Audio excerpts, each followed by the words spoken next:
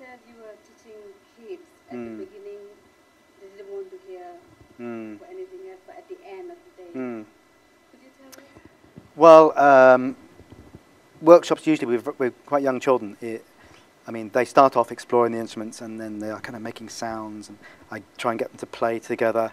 And it's very difficult at first because there's so much sound, they are kind of finding it hard to hear or to listen to what's going around them.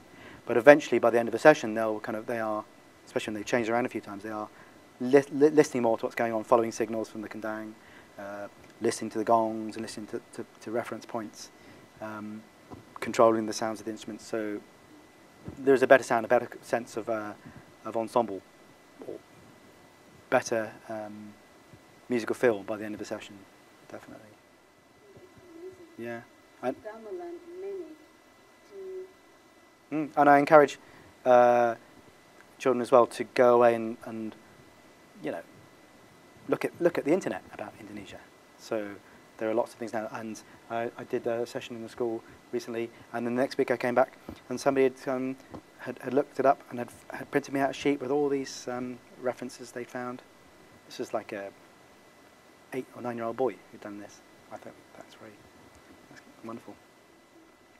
When you first started teaching gamelan, how was it accepted to the audience of British? When I started teaching it? Yeah, when you first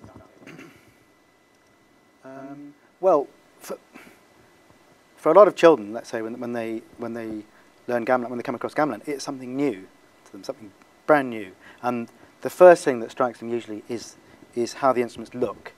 They look fantastic, so they're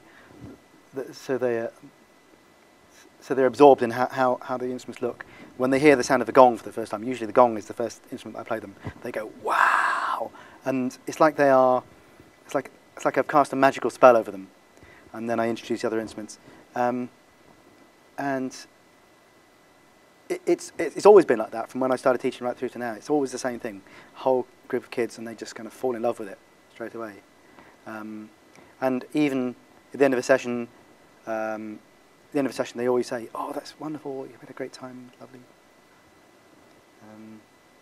But I think it's never kind of lost its magic. So if I felt at the end of a session, "Oh, I'm fed up doing this," I'm not sure that I would want to do that. But I haven't stopped feeling that kind of magic. So that's why I enjoy teaching, and I enjoy getting feedback from children who kind of enjoy learning as well. It's always been the same when you started first teaching in UK? Yes, I mean with university students now, there are a lot more students now who know about gamelan because they've come across it, or they've learnt about it in schools, or some of them have even done workshops with me when they're at school. So they're more aware of it than for example, when I started. But for most kids, for example, in the school I was in Winchester, they'd never heard of it before. Maybe their teachers had told them something about what they're going to do. So it's a new experience for them, and it's always like a new experience every time. So it hasn't really kind of changed, I don't think. Thank